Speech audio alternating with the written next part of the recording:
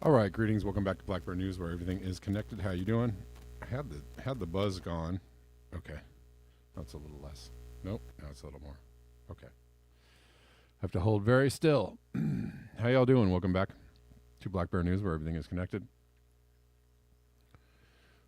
Sorry for my lateness. Just too many things going on. Sometimes you have to. Emergency things come up. So, hold it.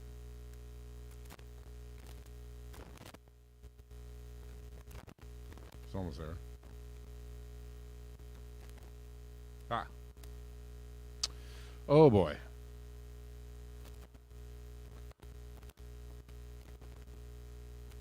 Well, okay. Someday I'm going to go get a new cord. One day. All right. Anyways, I'm going to stop fussing with it. Greetings. We're live on Rockfin. We're live on YouTube. We're live on Callin. And welcome to everybody hanging out.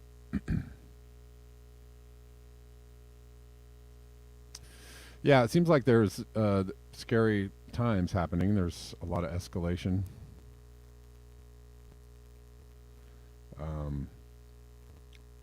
In what's happening in Europe. And, you know, a lot of people are very concerned about it. And I think rightly so, don't you think?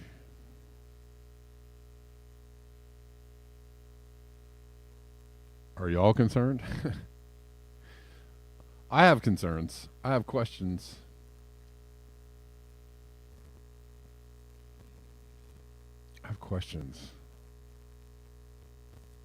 This is not good news, right?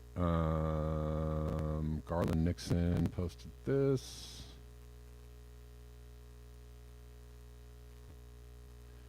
Breaking news, Foreign Minister Angelina Baerbock declares that Germany is at war with Russia. Wow.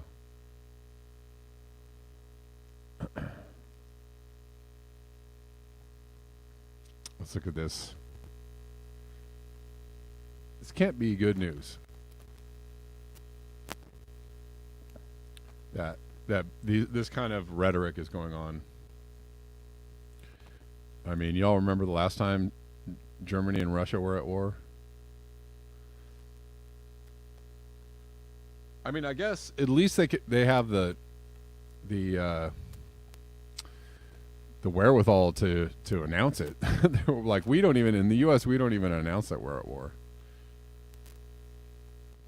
Sorry, all the people, for the noise. There we go. We don't even announce that we're at war.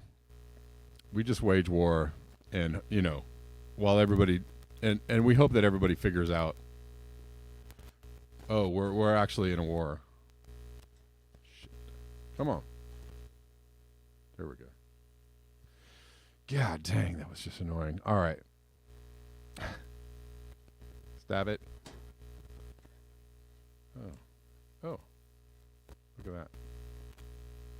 Maybe that'll help. Hold on, guys. Hold on. Maybe I can figure this out. Give me a sec.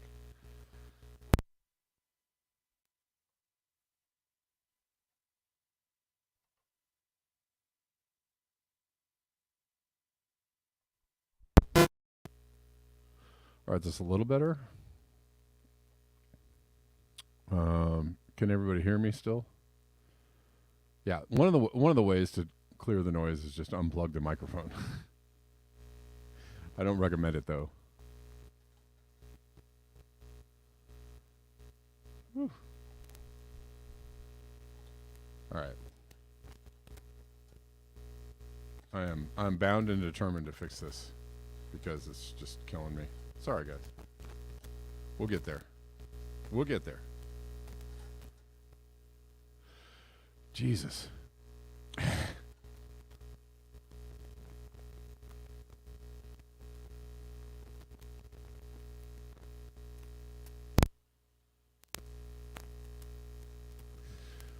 Holy shit.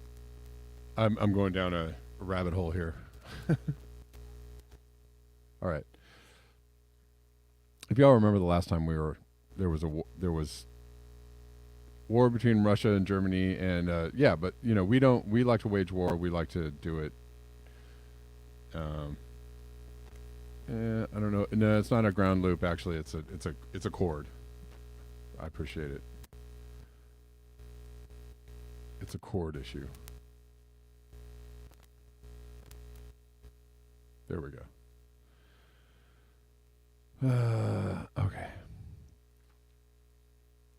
I just have a lot of other things going on, and so I can't quite get myself to go get a new chord.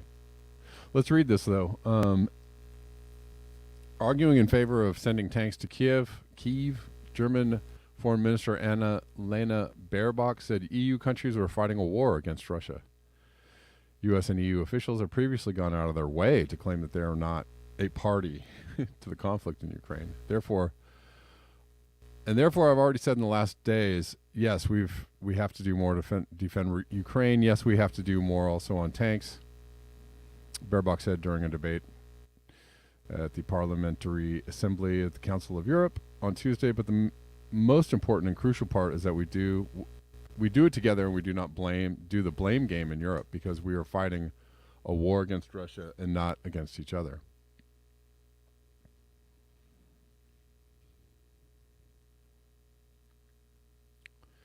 Anyways, and I believe that they're planning on sending tanks.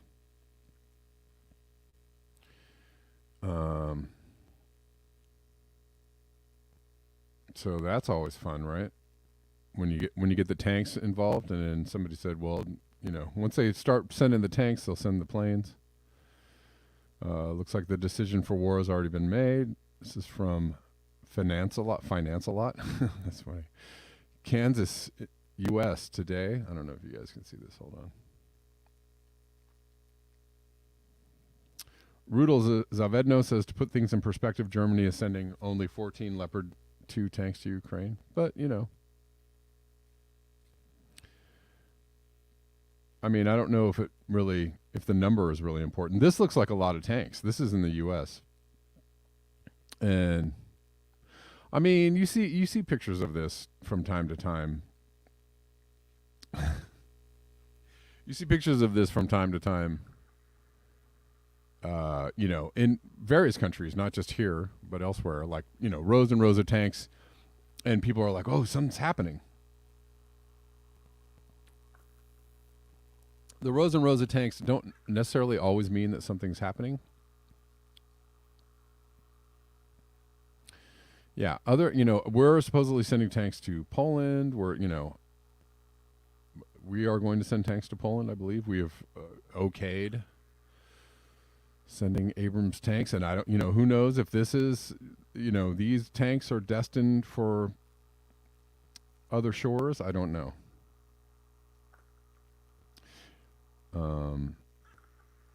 Well, I don't know.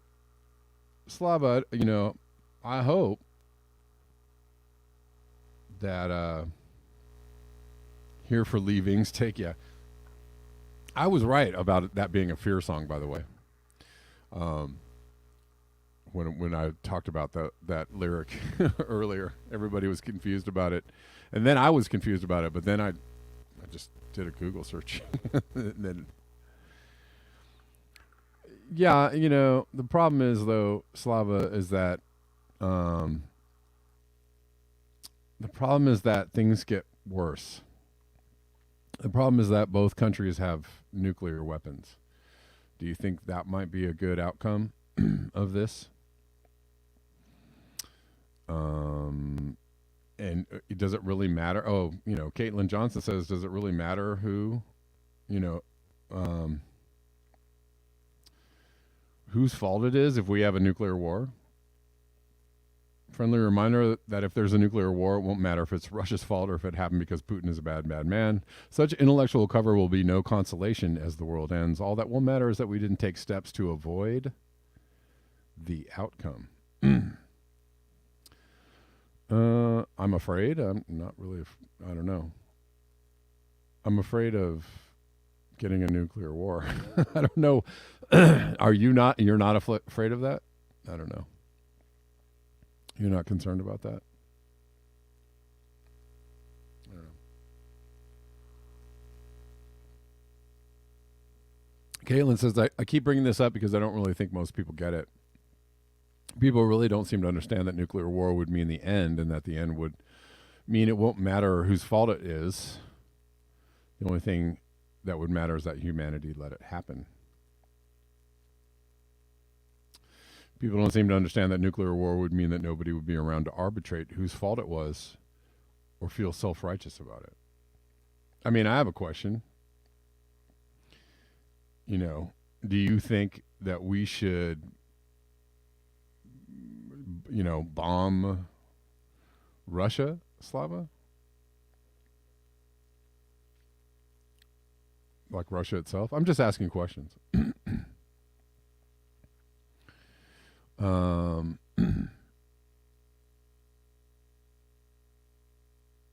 Yeah, I saw that. Robert Swain, USA. We will replace anything you send with money. Right? Talking about South American countries. I did see that clip.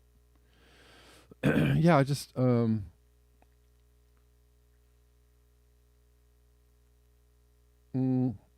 yeah, I think Slava. I don't know. I'm not saying that there. Yeah, I think it's a little. You're leaving out some history there, Slava. When you look at how this escalated, like if somebody, like let me explain the problem to you, Slava. And I won't really get super deep into this, but you know, Slava, if somebody was like, I'm gonna camp on your lawn. I'm gonna camp on your lawn. How do you feel about that? And you're like, no, I'd rather you not. Right. And then they're like, well, I'm going to camp on your porch. And you're like, you know, I really don't want you to do that. And then they're like, you know what? I'm going to camp in your living room. And you're like, you know, what would you do in that instance? Would you just be like, that's cool? Or would you, take some action? Would you just say like, no,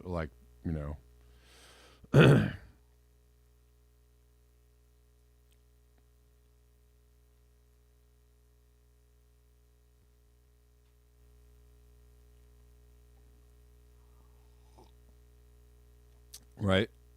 No, it's not a BS example. Yeah, I'm talking about NATO. I'm talking about NATO. I'm talking about NATO expansion. I'm talking about, Putin saying that, like, on top of the fact, I don't know how deeply I can get into this on YouTube. That's what I meant by that. But I appreciate your comments, Slava. When people leave out the part about the fact that, Russia is actually trying to protect the Donbass, right? Ukraine itself, the country, is bombing people in its, this area that supposedly in Ukraine. Right? There was Crimea.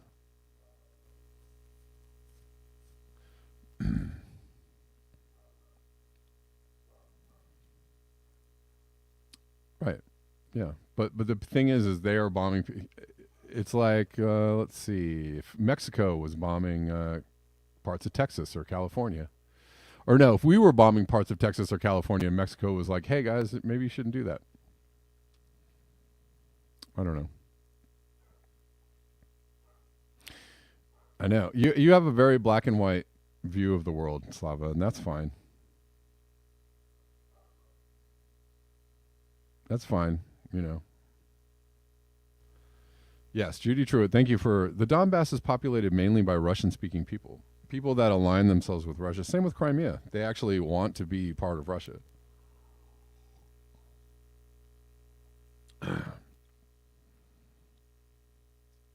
Um, I don't know. I don't know. It's starting to get a little wild, Slava. It's hard to have a conversation with people that are. But anyways, I won't. You know. Anyways, the thing is it's good to have an entire picture of all the events that led up to this. But if you want to leave out a bunch of the events that led up to this, then you can just paint it black and white or however you want.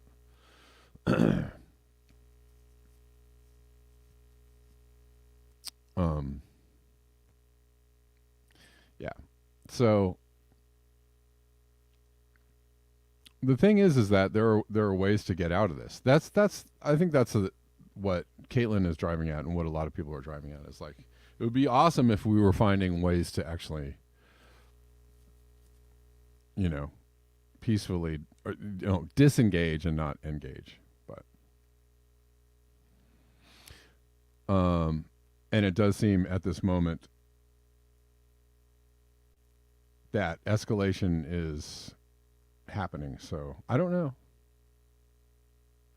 Right. Denver, thank you for supplying some information as well. They had an agreement, and we didn't Russia didn't break the agreement. We broke the agreement. So the Minsk and Minsk II Accords, right.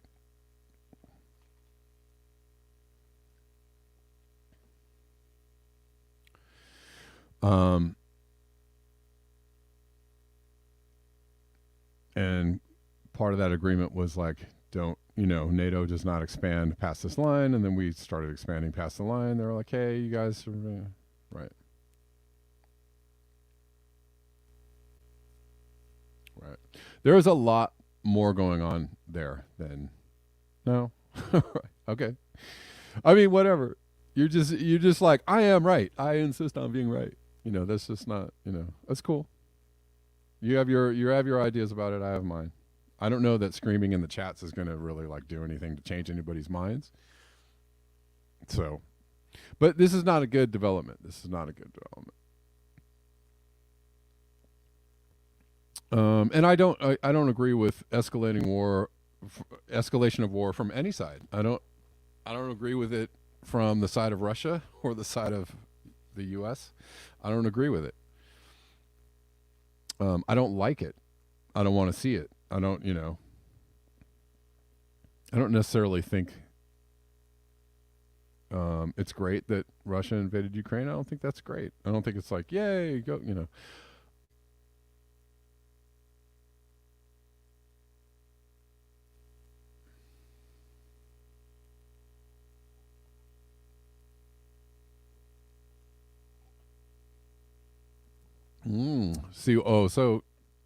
but Russian imperialism, but we don't have any imperialism. There's no imperialism on our part, right?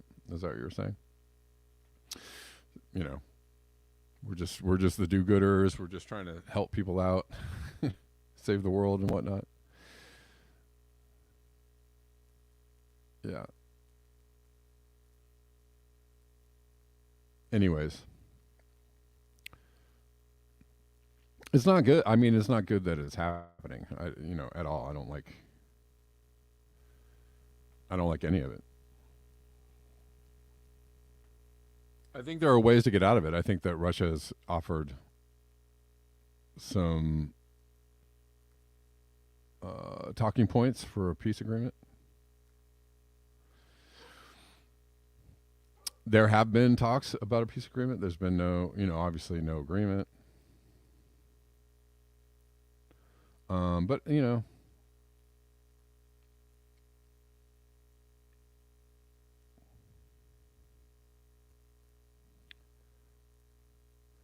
I don't really like I don't really like war. I don't know.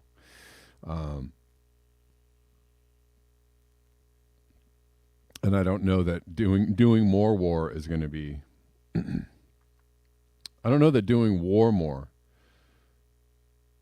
is going to be the answer. Climate change might be an easier subject. I don't know.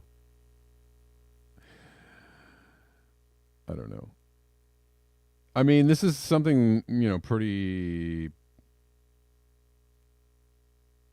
concerning, right?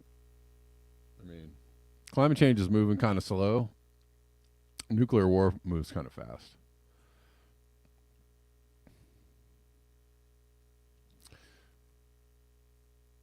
Nuclear war moves really fast.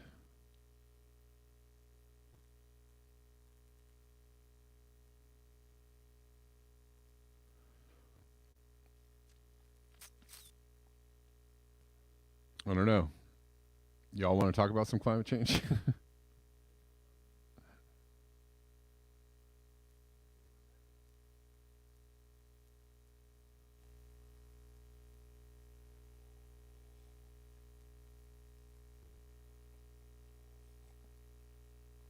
Yeah, but Austria is not Russia, dude.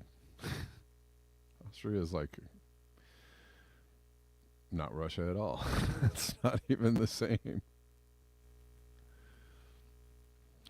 Rudol says Russia's economy can't stand long-lasting, high-intensity conventional conflict. That's what the West is betting on. Well, yeah, I mean, some people have proposed that maybe that's the plan, is to try to kind of suck energy out of their economy, right? Like get them to overextend themselves. You know, a la what happened during the before the fall of the Soviet Union. I guess that was the tactic, which seemed to be successful, right? The tactic was to get Russia to overextend themselves. They were in Afghanistan before we were in Afghanistan. They had a little proxy war kind of thing happening in Afghanistan, and there was the arms race thing that was happening, Cold War and after. That maybe they overextended themselves economically, and that is what led to the rapid collapse of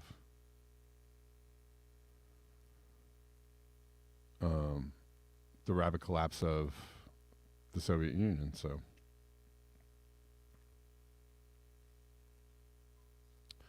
what is this? What would Greta do about Russia? I don't know.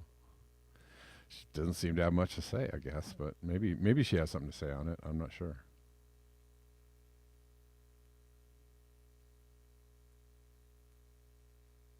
Lightning Rod says, why are they invading is the question. My answer is to secure the world's export wheat basket.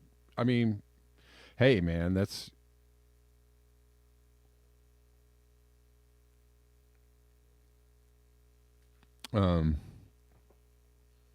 that's possible, and maybe there is a battle energy wise, right? The battle of part of the conversation is the Nord Stream pipelines and all that. It's a bit of a there's a bit of an energy war mixed up in there too.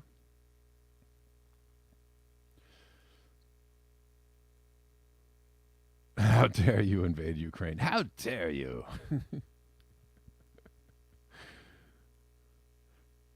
How dare you? Is that better? Did I get it? Did I get Greta? How dare you? I think I was close. I think I was pretty close. China and South America need Ukrainian wheat.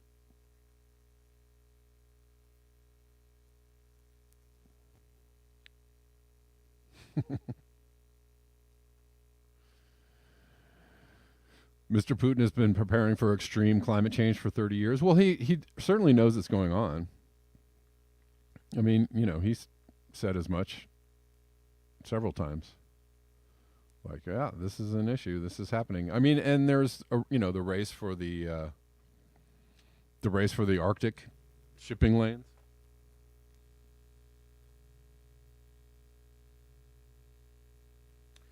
Let's see. Andrew on Colin says there was more oomph on the how. How dare you? Okay. Got it.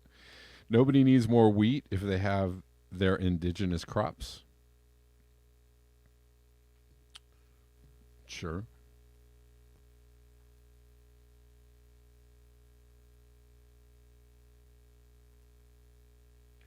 War for resources? Rehorses? Wheat horses?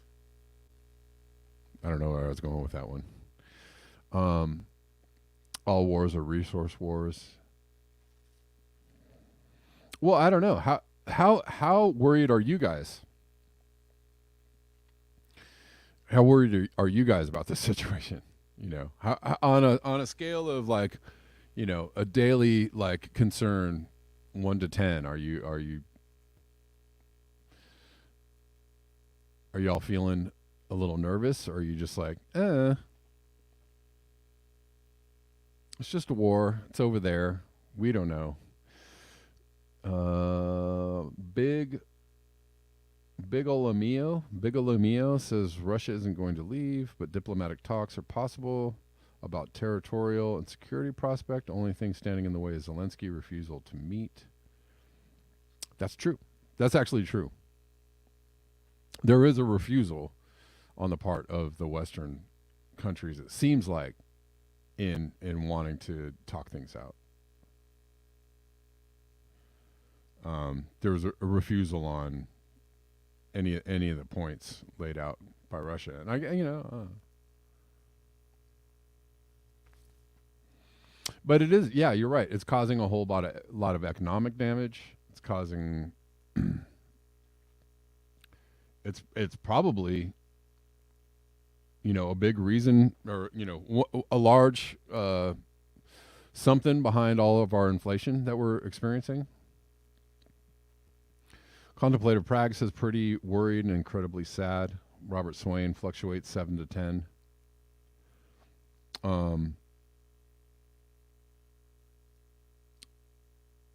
Yeah. John Glad says I'm at a 5.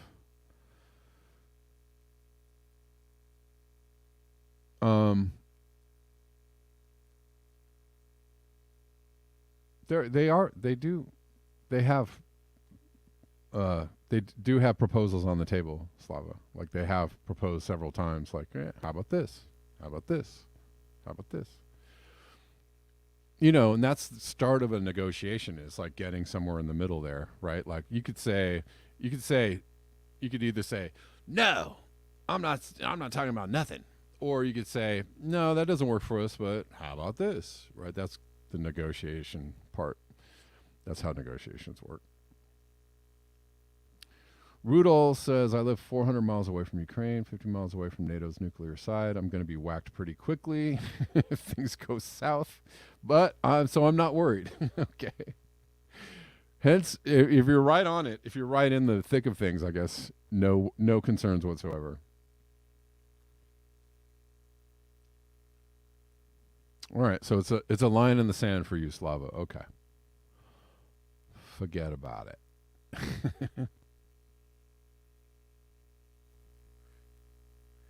So Andrew on Colin says, I think Poland is going to spearhead an occupation of Western Ukraine, and there will likely be a ceasefire at that point. Negotiated by Russia and NATO, mostly U.S., Poland, and UK. Really? Okay.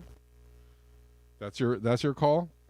I mean, that would be interesting. Do you think? I mean, if Poland spearheads an invasion of Western Ukraine, do you think it gets worse pretty quickly after that, or do you think that is, you know, do you see that as a stabilizing action, or do you see? I see that as a destabilizing I can't say it. Destabilizing action.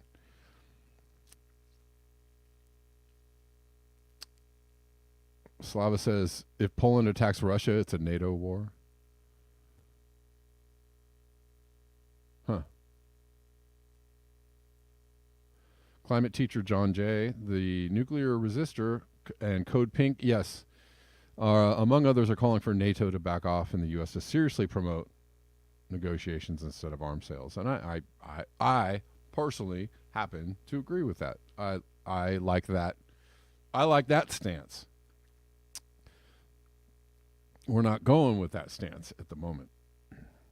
Well, and if you consider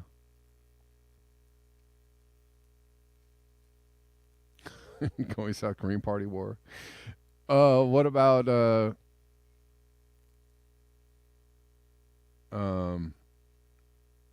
on, I got to go back here. What about the fact that we're sending all these billions of dollars to Ukraine, and we have some serious economic issues going on here? Like, it's not going well, right? The economy, I don't know, has had some serious, some pretty dire outlooks from some major economists and whatnot over the last few months, that things are not going in the right direction, and a lot of people are, really struggling with inflation. Companies are starting to lay off people, large tech companies and companies all over the place are starting with the layoffs, and we're sending billions of dollars to Ukraine, and then people are like, yeah, I don't know how, maybe we could get some help over here,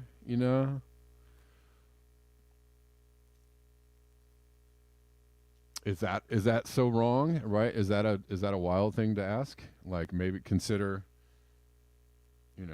what something like what Tulsi calls like a peace dividend, right? Like, hey, if we stopped, fighting, all these wars all over the world, and brought a bunch of troops home and closed a bunch of bases, we could, all that money we're spending could actually we could actually reallocate that money to doing something domestically. I don't I don't really understand. I don't understand. I don't really. I mean, I don't know.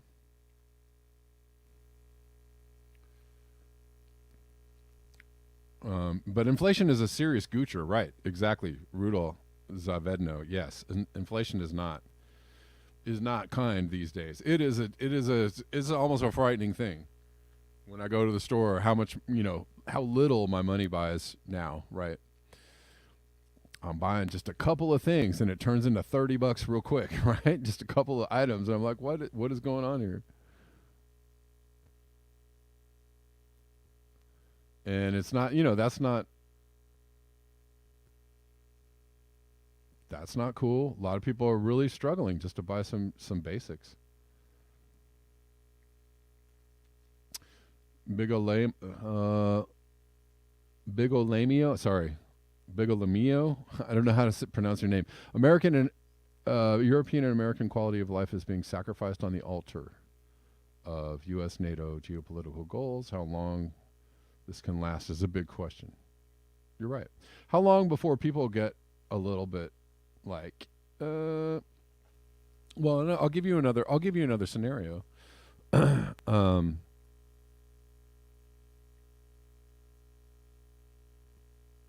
Inflation is going down. Yeah, that's what Biden said. I think I saw a tweet from Biden. It's better than ever. It's like, no, it's not. It's not better than ever. It's worse than ever. It's worse than it was a couple months ago. It is really bad.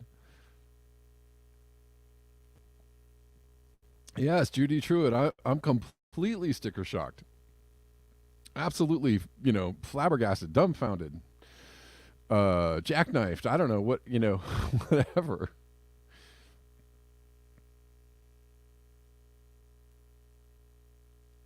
It's quite frightening.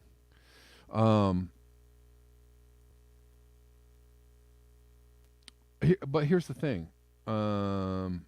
We were talking about the GOP, the Freedom Caucus, getting some demands out of the leadership of the Republican Party. And part of those demands were, accounting for what we're doing militarily. And also part of those demands was like, an idea that maybe we could, actually maybe lower the military budget. So what, politically what this means is that if the war in Ukraine is unpopular, politically unpopular, domestically, if the people of America are like, yeah, I don't really, I'm not feeling this, Ukraine thing, and we've got a lot of issues and we got a lot of problems, and maybe we should concentrate on what we're, what's going on here. All the Republicans have to do is say like, well, we hear you, and maybe maybe we should rethink what we're doing in Ukraine, and maybe we should, maybe we should concentrate on like domestic issues, more so. Like, do you think that's a winning? I think, again, I'm not a Republican. That's not my party. I don't know what party is my party anymore. I don't really have a party anymore. I'm just saying to the average person out there who is trying to go to the store and come home with a couple of things because they don't have any money left in their budget to buy food. And you see constantly every week, how about 30 more billion? How about some tanks? How about some planes? How about 30 billion more dollars? How about some more money for, right? And people see that and they're like, hey, I'm having some issues here, right? So if it's unpopular and people are really start to turn against it, and you have one party saying, well, maybe this isn't a good idea anymore. Maybe we should, concentrate on helping the people out. What's going to happen is that the Republicans are going to sweep the next election, and right, if they're the only ones talking about this, because they're appealing to popular opinion. And then, that's going to be that for the Democrats. And the people are going to actually want to have some action on that. The people are going to want to, some kind of assurances, hopefully. Are they going to get it? I don't know. I mean, you vote for people hoping things will change or hoping something will happen. And, right, generally the result is like, 3 years later, right? The result is like, oh, right. Even Trump, we voted for Trump, we thought he was going to do all, and then like 4 years later, oh, it didn't really happen. It just happens every time.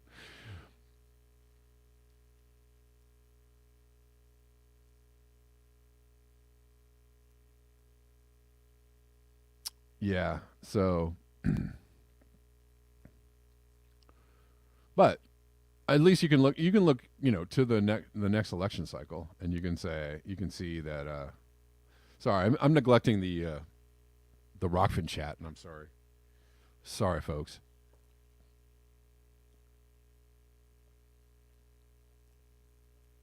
Oh, I have a caller. Hold on. Sorry, I didn't see you there, Andrew. What's up? You're all good. I know what are you running, like three platforms at once or something? Yeah. Yeah, no worries. You're a little bit low on your volume. Yeah, if there's a way you can push the volume up, Andrew. Okay.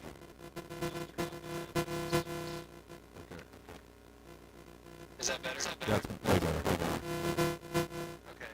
Yeah, now you can probably Cat. That's all right. Cat's more natural.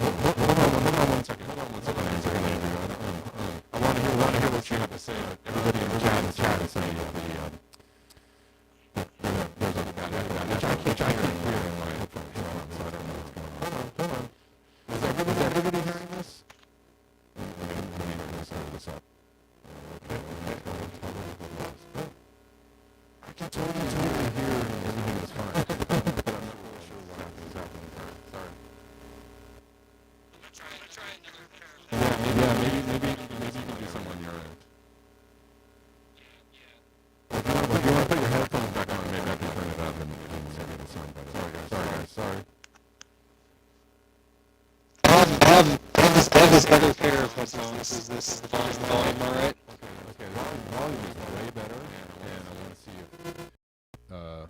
if you guys, is there less feedback now? Try and say something. Andrew, you want to try again? Yeah, hello. Hi. Maybe that better. How's that? Okay, everybody's good. We got a 5x5, so I think that's better. Okay, sorry y'all. Trying to fix things on the fly. Okay, Cool. so what's going on? No worries. Yeah, repeat what you Yeah, said. so I'll 'cause I start think it over was bad. again. So Yeah, I can post both of these links in the chat, but there's Pakistani and I think also a UAE publications that have reported on Radek Sikorski. So he was formerly the foreign minister of Poland. He's still a very major figure in their politics. Okay. You might remember that right after the Nord Stream 2 pipeline was blown up, Yes. he posted a video of it on Twitter and said, "Thanks, USA."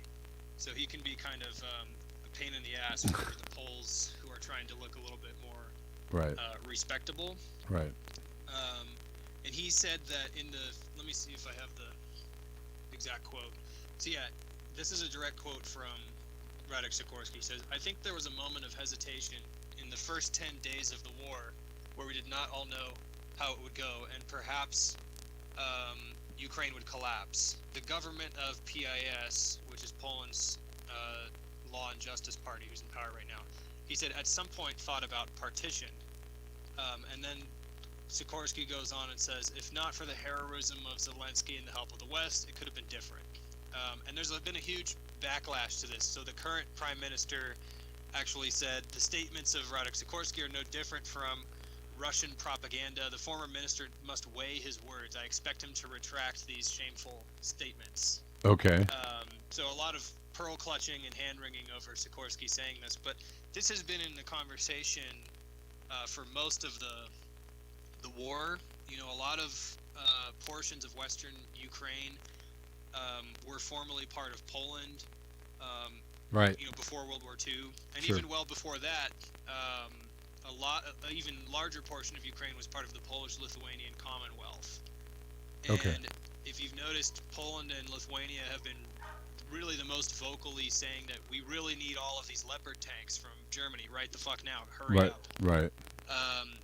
And they're saying we're going to send them to the front lines, but I think it's not very likely that on the east of the Dnipro River that they would be able to do much, even if they had them today. Yeah. I think it would be hard enough just to transport them there. And so you said earlier, like, would it be a de-escalating or an escalating action? I mean, it's really hard to say, right? I would say likely escalating.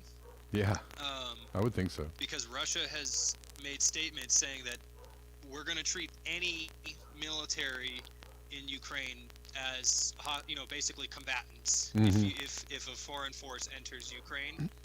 But I'm not sure that they would actually go through with that if all of a sudden, because the Poles have a pretty large military, Lithuania has a little bit, and if they all of a sudden have NATO forces in Western Ukraine, I'm not sure it would happen. I've heard some people say that, the Russians would just take them out. I think it's certainly possible. I could see them doing like missile strikes, but Yeah. I don't know. Like, I think it's likely that this will happen if the Zelensky government collapses. And I don't know if you saw just in the news, there were all those, like a whole crew of his basically entire, I think it was the entire like foreign ministry of Ukraine, their helicopters went down. Yeah. There were some other people who simultaneously were dismissed. So Well, I somebody do somebody see also potentially stepped down. being some changes. Right, but someone also stepped down because it was found out that that was it Dnipro where there was a bombing. Bomb fell on what was it? Some I think On a civilian apartment building, right? And Yeah. they realized, oh, that was our bomb, and so they're the top minister had to resign Yeah. because of that, and so He had to resign because of telling the truth. Yeah. exactly. But I mean, it just seems like yes, there's a possibility that Ukraine could you know, that things could really fall apart because things are, you know, not so great there, right? So, yeah, and then if they left a vacuum there, then what? You know, then there is a rush kind of into the middle, like, Yeah. And there's also been, in recent years, moves where the Ukrainian and Polish governments have kind of given like a special status to each other, as almost for like universal dual citizenship, because of the history of the Polish-Lithuanian Commonwealth. So I'm just saying it's possible. I think it may happen, and I don't like. It does worry me, right? I don't think we've ever had very sane leaders in the States or NATO for pretty much all of the 20th century and certainly up to the present. right. They just keep playing games for, you know, very large prizes of money and resources. Yeah. And so it does worry me. I'm also worried about you know, the West intervening in Taiwan. Like Japan is now Oh, yeah. demilitarizing fully. So yeah, and it's definitely like shows that the priorities are completely lacking when it comes to just general welfare. Like you were talking about inflation and things. There's a lot more to say about that, but I don't want to ramble on Yeah. forever. No, it's all good. Thank you for, you know, thanks for the words. I mean, I think there is a fear that we're gonna, you know, suddenly pivot. You know, there's so many theories out there about like what's going on or what is going to go on, but you know that there's a fear that we're gonna pivot towards, you know, trying to do something in Taiwan, right, and escalating something with China, you know, but I don't know that we can do that on two fronts at the same time. But then, like, you know, logic doesn't necessarily apply to what we're doing anyways, you know, so I don't know. But well, there's also a theory that they're trying to get rid of Biden so that we can kind of like escape the Ukraine thing. I don't know if that holds any water with a lot of people, right? Because Biden, all of a sudden, this whole like the classified document thing with Biden, you know, that they're gonna, you know, one theory is that they're trying to kind of have him take the fall or something for Ukraine. I don't really see that. I don't really see like how that works out, but because they want, you know, No, I because- think this is a bipartisan. yeah, This is clearly an objective of that the people who run the intelligence agencies yeah, they want could this, remove the president. right? They do want this. It's been a bipartisan project since, well, even before since the Bush administration. If we want to just talk recent history. Right. But what the premise of this, because I haven't heard of this, that people think that people are trying to remove Biden to have an exit ramp from Ukraine. Yeah, I guess, but I don't really see that one. I mean, it's clear that they're trying to like, they've got something on Biden now, which is either like, well, you know, you're gonna step away, or we're gonna make you step away, right? Because this whole document thing, I think, is like pretty ridiculous. You know, these are just my thoughts, but I just really don't. It's like everybody's got documents now, right? And so like, oh well, you know. Everybody's culpable for having some secret document somewhere, right? And that's just all very convenient to the deep state, right? To kind of make sure that everybody well, does they what they're supposed to do, overclassify right? everything. Yeah, right. Exactly. Like they have, you know, just fucking, I'm gonna go take a piss and I'll be right back to the meeting is classified. Right. To the point where if they want to, they can selectively apply the laws surrounding classification. Yeah, it can be a tool to do, you know, whatever they want, and they clearly pushed it harder with Trump than they did with Biden, because if they really wanted to go after Trump, this was my critique of the impeachment hearings the whole time. There's plenty to impeach Trump over. Exactly. Emoluments for business deals with the Saudis and Israelis, and also war crimes. There's a laundry list of things you could do, but it would open the gate to, you know, Obama basically did not do that to Bush because he knew that would just unravel the whole entire, you know, protection of the executive power of the presidency. Oh, sure. And it would bring every living president who's still alive could be taken down under the same premises. Oh yeah, exactly. That's what, you know, Nixon did that. Not Nixon, but Ford and you know, Carter did that with Nixon. They were like, nah, he's good. And yeah, we just keep on keeping on, and I just don't believe that Trump is gonna go down for anything. Like, not at all. I feel like they actually want him to run again because that would be quite helpful, right?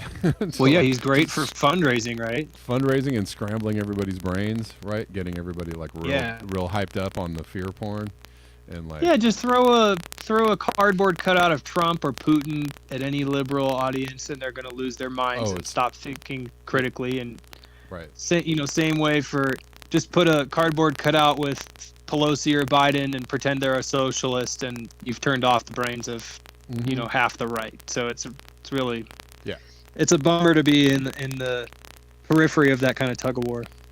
It is, and it's just it's going to just be right now I'm totally viewing it as theater, and I'm just like, wow, this is very interesting, right? Oh, both Trump and Biden have secret documents. I wonder how this is going to like play out. Like, I mean, it's so ridiculous, but anyways, man, thanks for the call. I gotta take off and wrap this up. But can I tell you one more thing really quick? Yeah, I'll keep it short.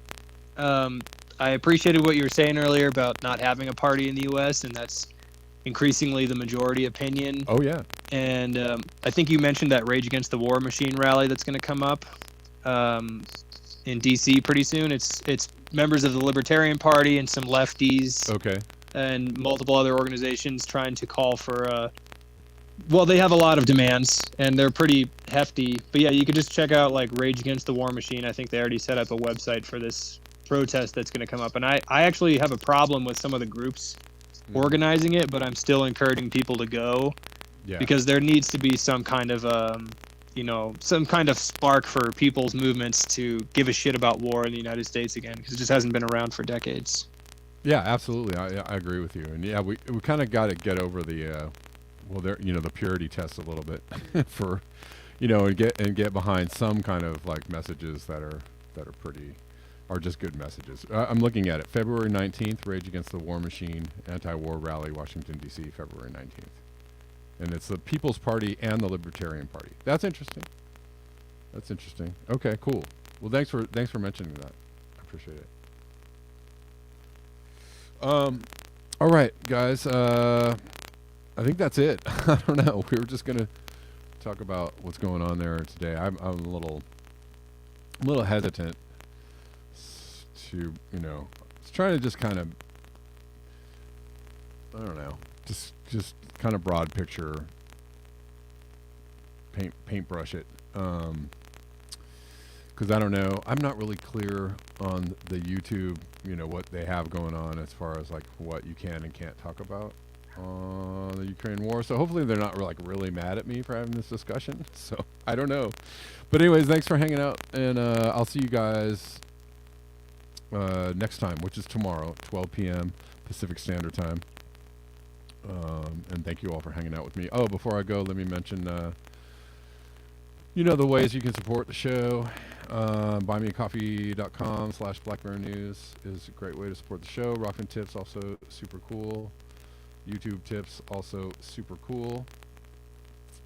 Also have a Cash App and a Venmo in my description box. And thank you guys always for hanging out with me. And until next time, peace.